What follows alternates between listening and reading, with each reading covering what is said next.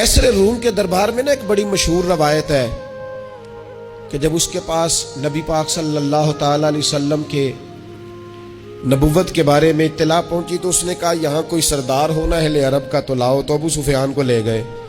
تو ابو سفیان اس وقت مسلمان نہیں تھے، کہتے میں نے پوری کوشش کی کہ کسی طریقے سے انہیں نبی پاک علیہ السلام کے بارے میں کوئی ایسی بات بتاؤں کہ معاذ اللہ ان کا ذہن بگڑے۔ ابو سفیان کہتے ہیں میں نے بادشاہ سے کہا، میں نے کہا بادشاہ ایک عجیب بات بتاؤں تمہیں؟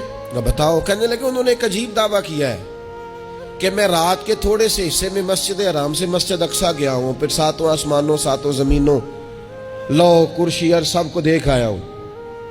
اب اس دور میں نا جو بندہ اونٹ کی سواری پر یا گھوڑے کی سواری پر مسجد حرام سے مسجد اقصیٰ جانا چاہتا تھا اسے 2 مہینے لگتے تھے، اور یہاں قرآن کہتا ہے لیلن، پوری رات نہیں، رات کا بھی تھوڑا سا حصہ۔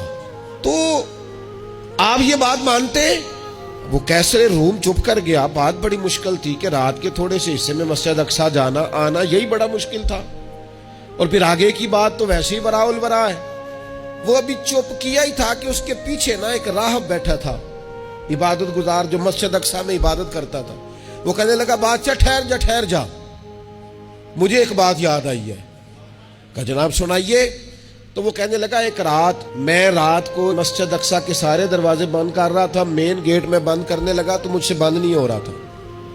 میں نے بڑی کوشش کی لیکن بند ہی نہیں ہوتا تھا، اور بھی باقی لوگوں کو بلایا، جدوجہد کی، بند نہیں ہوتا تھا۔ پھر میں نے بڑھائی کو بلایا، مستریوں کو بلایا، میں نے کہا یہ کیا ہو گیا ہے؟ تو وہ کہنے لگے چھت تھوڑی نیچے آ گئی ہے، دروازہ دب گیا ہے، اس وقت کچھ نہیں ہو سکتا۔ کہتے میں دروازہ کھلا چھوڑ کے چلا گیا، لیکن جب میں صبح آیا نا تو خوشبو ایسی انوکھی تھی کہ وہ نا دل اور دماغ کو معطر کرتی چلی جا رہی تھی۔ رنگ ڈھنگ نہ دو، تھوڑی دیر ہوئی ایک آیا کالیاں زلفاں والا۔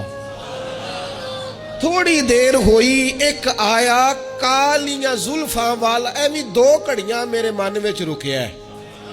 تھوڑی دیر ہوئی ایک آیا کالیاں زلفاں والا، ایویں 2 گھڑیاں میرے من وچ رکیا ہے، ایویں 2 گھڑیاں میرے من وچ رکیا ہے تے کر گیا نور اجالا۔